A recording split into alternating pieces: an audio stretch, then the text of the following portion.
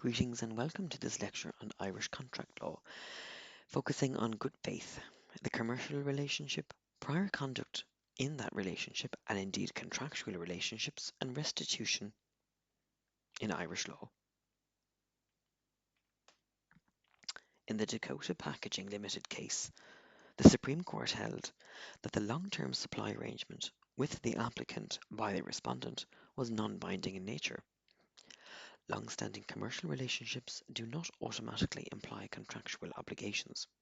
Either party has a right to end the relationship at will, where there is a commercial relationship and not a contractual one. In the Bear Textiles Holding case against Mark and Spencer's, the common law found that where the applicant having supplied the respondent for 30 years without a formal contract implied and held that there was no long-term contract in existence between the parties, as there had been no express agreement. The respondent was free to terminate at their will, as was the applicant. In the Flynn and Brethia case, the Court of Appeal in Ireland made a ruling concerning a shareholder agreement involving a loan enforcement. It was argued that there had been an implied duty of good faith in the loan security enforcement agreement. The Court of Appeal overturned the High Court ruling, directing that there was no general duty of good faith existing in Irish contractual law. Parties may contract for such a cause if they wish to do so. Parties are otherwise free to act in their own commercial interests, unless otherwise contractually or expressly stated to the contrary.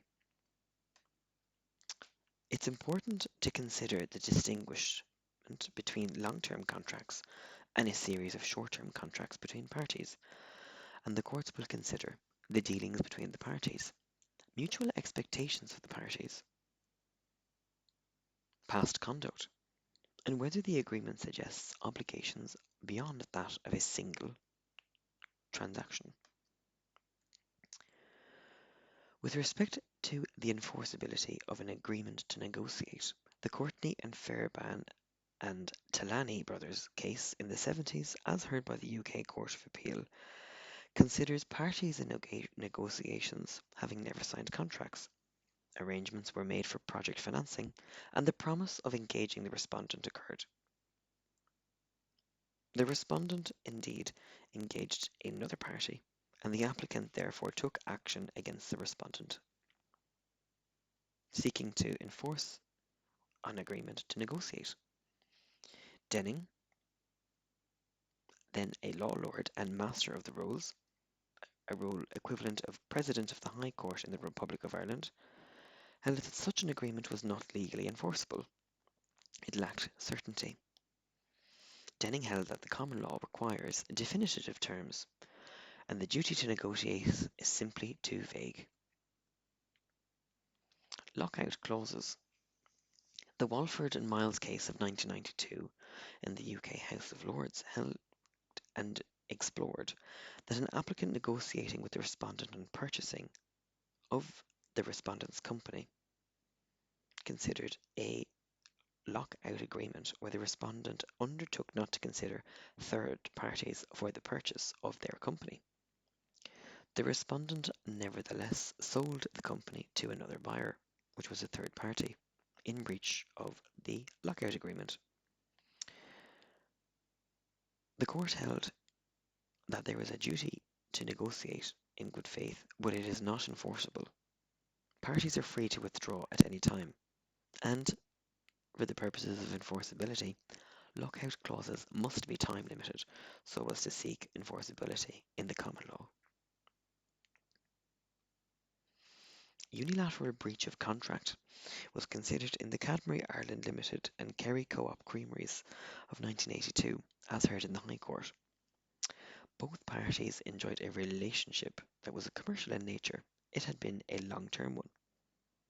The respondent, Kerry Cooperative, withdrew cooperation in this commercial relationship, citing market differences and pricing issues as the reason for their unilateral withdrawal.